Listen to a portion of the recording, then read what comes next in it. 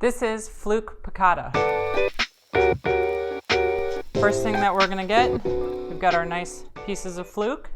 This one's a little bit large, so I'm actually just gonna cut it in half. There we go. Now it'll fit in our pan. I have a non-stick pan here, which is kind of what you need for this particular recipe.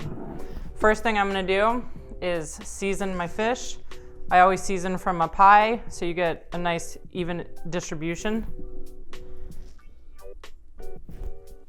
Both sides. And then I'm just gonna use pepper on one side. Then from here, I've got some flour. Always make sure and just put a little bit of seasoning in your flour. It just will help elevate the dish. So with a gloved hand, you're just gonna get a nice dredge on the fish and then make sure and shake it off like so. Okay, so we have our non-stick pan and then it's on medium heat. Once our pan starts to feel hot, and it's getting there, I'm gonna use about a tablespoon of olive oil and about a tablespoon of butter. I like the mix and flavor and keeps the butter from browning. Don't be alarmed by all the fat. You're not gonna use it all. All right, now to this, we're gonna add our fluke pieces.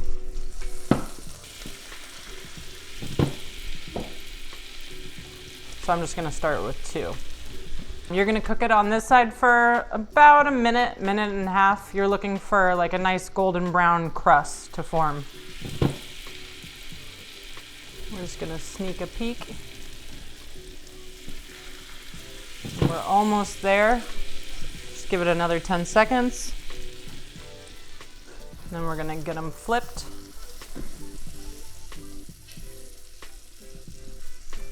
Perfect. So right here, that's what we're looking for, a nice golden brown crust. It's got a little bit of a toothy bite to it, and it'll make the fish that's sweet and delicate just that next level. So then I have a resting rack right here to lay the fish on. Perfect. All right, so now we're gonna clean our pan. Just a little water should do the trick. And now we're gonna build our sauce.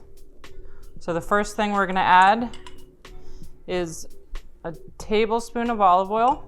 And depending on how much you like garlic, I like garlic, so this is about 3 cloves of sliced garlic. So we're just gonna get a little color on them, nothing too dark because we don't want them getting bitter. Just a little color. Make sure you're flipping them so you can get both sides cooking.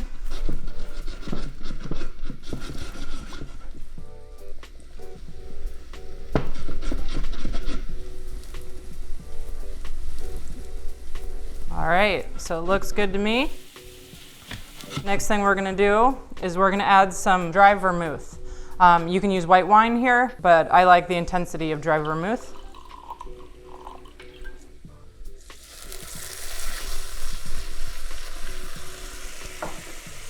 Just like with all alcohol, you wanna cook it down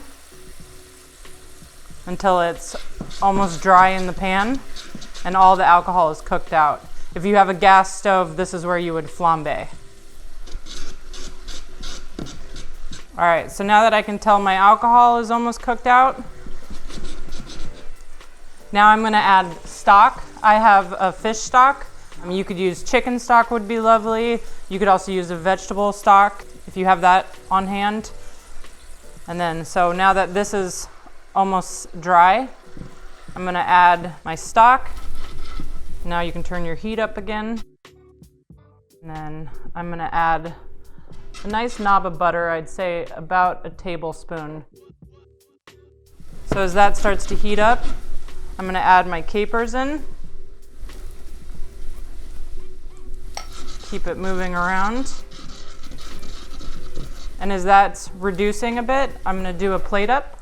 You just want to position them So the nice crust is showing.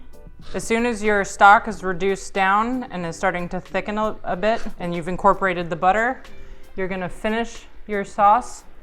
I've got the juice and the zest of 1 lemon. And then I've got about a tablespoon to 2 tablespoons of chopped parsley. I don't think I need it all. So I think a tablespoon is just all you need. Make sure that's nice and incorporated. And then always check your sauces for seasoning. It's ready to go. You're just gonna right over the top.